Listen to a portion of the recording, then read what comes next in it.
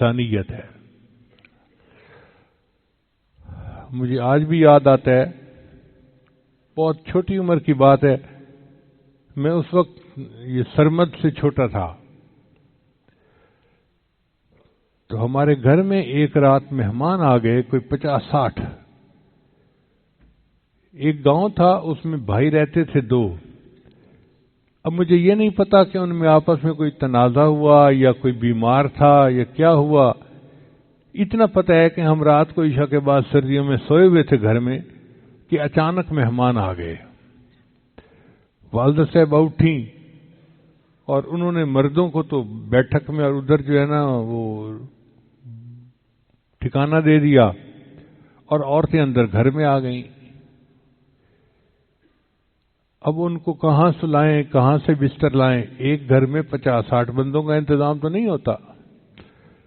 چنانچہ جتنے بستر تھے بہن بھائیوں کے، والدہ صاحبہ نے وہ سب کے سب جو ہیں وہ ان مہمانوں کو دے دیے. مردوں کو تو بستر پورے ہو گئے، عورتیں جو تھیں ان کے لیے اتنے زیادہ رضائیاں نہیں تھیں. تو والدہ صاحبہ نے جو ہماری بڑی بڑی پیٹیاں پڑی ہوئی تھی نا، ان میں ہماری بڑی بہن تھی ہمشیرہ صاحبہ، آپا ہم ان کو کہتے تھے، ان کے جہیز کا سامان اماں نے بنا کے رکھا ہوا تھا. اس میں رضائیاں تلائیاں تھیں بہت خوبصورت چمکدار، جیسے دلہن کے لیے ہوتی ہیں. وہ سب نکال دیں اور نکال کے ان عورتوں کو دے دیں. اب جب کمرے میں میرے کمرے میں آتی تو آپا ان سے بحث کرتی کہ اماں میرے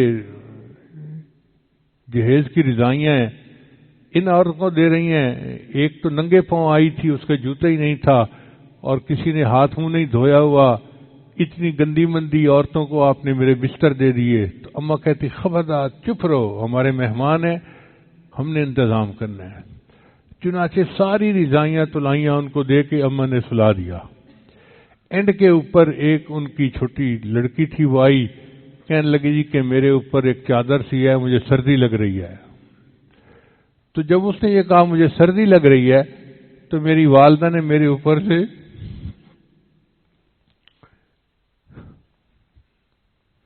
رضائی اتاری اور ان کو دے دی. اب میں چھوٹا بچہ تھا، میں بالکل 1/2 کے سویا ہوا تھا، کیوں چپک کے، جیسے سردی سے بچہ سویا ہوا ہوتا ہے. تو والدہ صاحبہ نے محسوس کیا کہ میرے بیٹے کو سردی لگ رہی ہے، تو وہ گندم کی جو خالی بوری ہوتی ہے نا، وہ اٹھا کے لے آئیں اور وہ میرے اوپر ڈال دی انہوں نے. میں نے اپنی زندگی میں وہ رات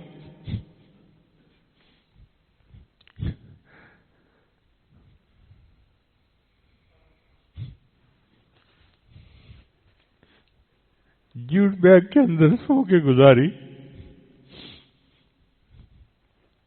تو والدہ صاحبہ نے ہمیں پریکٹیکلی تعلیم دے دی کہ دیکھو مہمان نوازی کیا ہوتی ہے اور دوسرے کا احساس کیا چیز ہوتی ہے.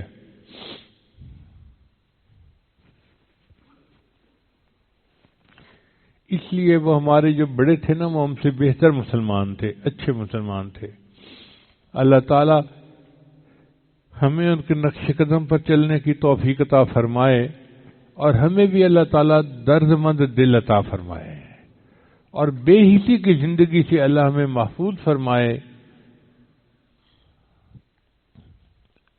پچھلے جمعہ بھی میں نے اسی عنوان پہ گفتگو کی تھی، مگر دل چاہتا تھا کہ اس مضمون کو اچھی طرح دلوں میں بٹھایا جائے، تاکہ بات سننے والا ہر بندہ یہ عہد کرے کہ آج کے بعد میں نے دوسروں کے لیے نفع مند بننا ہے، ہر کسی کے لیے نفع مند بننا ہے، ہر کسی کے لیے. وَأَمَّا مَا يَنْفَعُ النَّاسَ فَيَمْكُثُ فِي الْأَرْضِ، اور جو انسانوں کو نفع پہنچاتا ہے اللہ اس کو زمین میں جما دیتے ہیں، اللہ اس کو عزت دیتے ہیں، رزق دیتے ہیں، مال دیتے ہیں، محبتیں دیتے ہیں، اس کو دنیا میں سکون کی زندگی ملتی ہے. اور اگر ہم دوسروں کے لیے فائدہ مند نہیں تو ہم کسی کام کے نہیں. اللہ کی نظر میں یہ ہمارے نفل چند پڑھ لینا یہ کسی کام کے نہیں. آج تو لوگ کاروبار میں جھوٹ بول کے